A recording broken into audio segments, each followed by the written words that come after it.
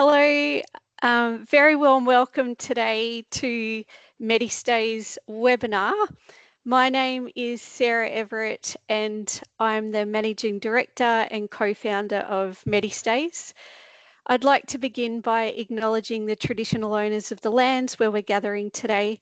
I'm joining you from Wurundjeri Woiwurrung people of the Kulin Nation, and I pay my respects to elders past and present. I also extend that respect to any Aboriginal or Torres Strait Islanders joining us today and to the lands you're joining us from across Australia.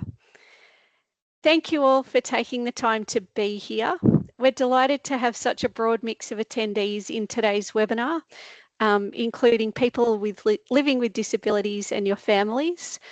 We also have a range of different professionals, including hospital discharge teams and occupational therapists based in the hospital and also the community, and some NDIS staff as well. So we're all working together to achieve better outcomes for people living with disabilities. Before we get started, just a little bit of housekeeping. To help ensure today's session is as accessible and inclusive as possible, we have live captions available in the session. If you'd like to turn them on, simply click on the three little dots and turn on live captions. Please feel free to add your questions into the chat in today's session. We'll be keeping an eye on these and we'll answer what we can at the end of the session. It was also fantastic to see so many questions submitted for Ash in your registration, so thank you very much for sending those. Ash has tried to include what she can in her presentation today from her personal experience. Also, just to note, this is Ash's personal experience of going through the home modifications process. And we're unable to give any advice specifically around NDIS approvals or funding, but please do reach out to your NDIS planner or professional to assist with any questions of that nature. So with that, I'm really excited to get started in today's session. The title of the webinar is Coming Home, Ash's Journey Through Her Home Modifications and Accessible Living. And I'm thrilled to be joined by Ash Dolby, who you might know as the famous Australian influencer Access with Ash, probably global now, Ash. Hardly, but sure. So thank you so much for joining us today and for sharing your experience. Let's dive in. So for those, if you've had a chance to look at our website or Ash's socials, you might be familiar with Ash and the amazing work she does around reviewing accessibility out in the community, both for properties, for accommodation for MediStays and lots of other things. Ash is out there and really helping her community to understand what is accessible and what has great facilities. But I'll hand over to Ash to learn a little bit about your Access with Ash journey and really what brought you to this opportunity, Ash. Sure. Thank you, Sarah. So I live with a rare progressive neurological condition called Friedreich's ataxia, or FA for short. It affects my balance, coordination, mobility mainly, but also my heart, speech, swallowing. I've also developed diabetes from my condition, but yeah, I feel like that's a long list and I don't want any more. But over the last 10 years or so, my mobility has changed quite a lot. So I use a mixture of different aids, walker, wheelchair, a scooter as well. So out and about in the community, I do mainly use that scooter. But I guess throughout the past probably 5 years or so, I've really developed a passion for accessibility, and it's where Access with Ash was born. It's been a passion project of mine, where I, what Sarah said, share accessible restaurants and cafes, events that are happening in Melbourne, and um, I guess not just for me to find those places, but to share them with other people that have access needs, so they can get out and enjoy what Melbourne has to offer. And I guess I also try and share like some accessibility tips along the way, whether that be about accessible products and that kind of thing as well, that can kind of make your life easier. But I really realized that accessibility, it's not about missing out and not being able to do nice things, but it's also um, about having nice things as well. I don't think accessibility needs to be clinical. It can be um, appealing as well. Absolutely. Yeah. Ash, we've we have some great resources on the MediStays blog when Ash has been out and about visiting some of MediStays accommodation partners, both for some newer properties, weren't there, Ash?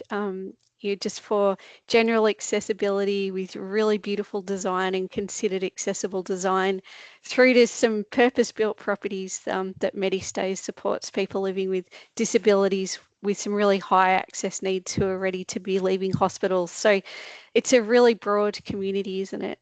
Yeah, definitely. Great.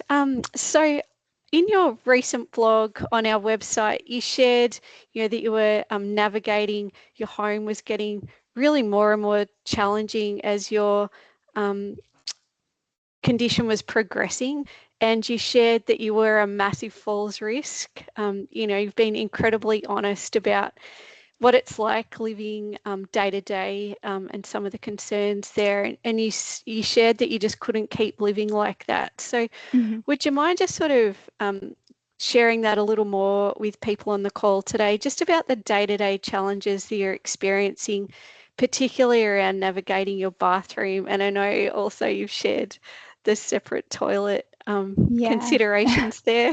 The separate toilet was probably as big of an issue as the bathroom, maybe even more so.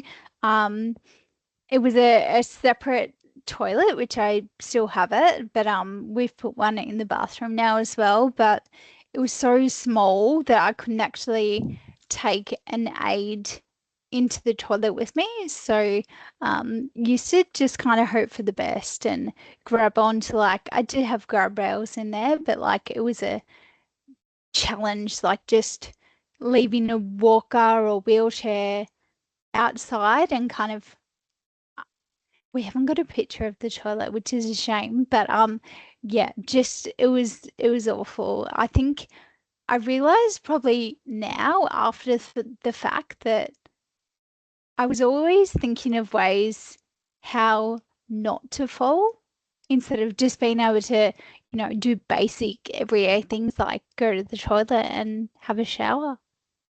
Um, and you can see there from my old bathroom setup that there's a bit of a lip to get into the shower.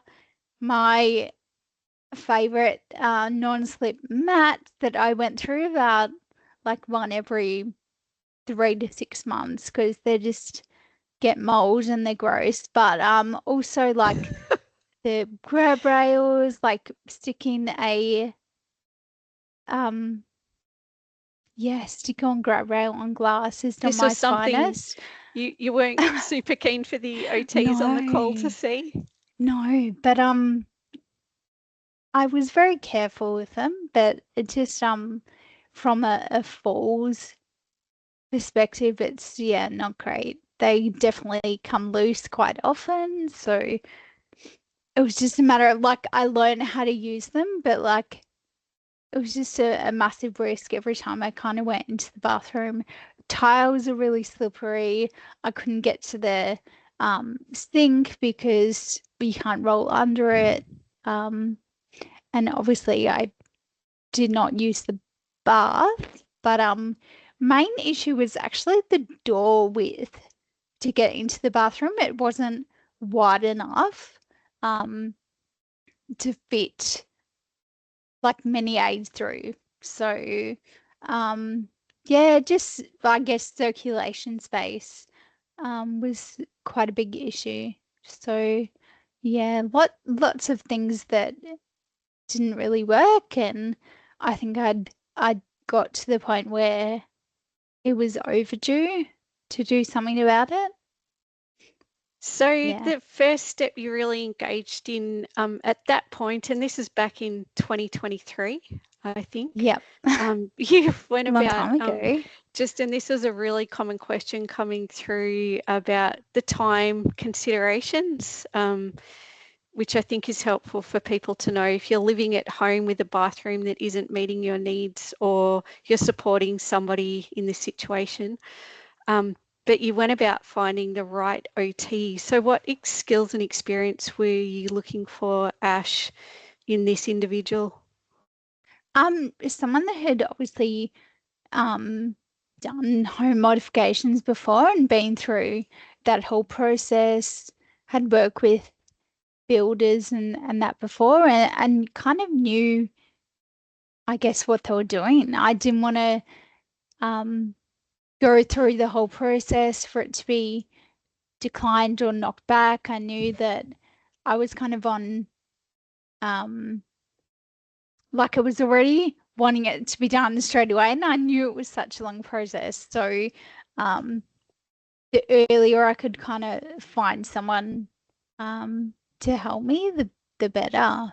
Um I did start ringing around. It was December 23, and a lot of OTs had like 6 months waits just to kind of see me and do like the initial run through and functional report to see kind of how I moved at home and um, measurements and that kind of thing. Yeah, it's imagine this was really on your mind at this stage because you already knew that this was a challenge day to day, and then looking at that time frame.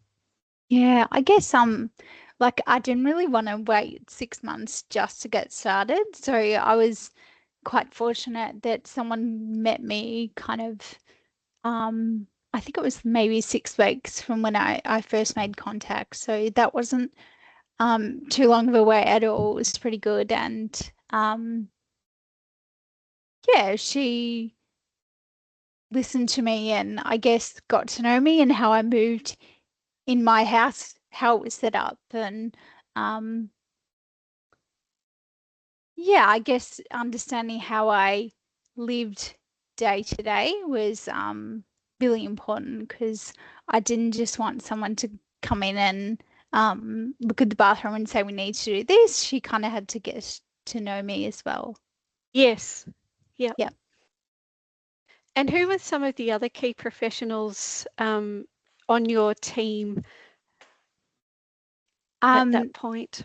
so once I'd found the OT, the OT suggested I work with a um project manager um, on the bathroom. So the project manager brought in two builders to quote the job. Um, I also had a draftsman come in to do up the floor plans. And this was actually all before I got any approval. So this probably took like about 2 months to do all of that.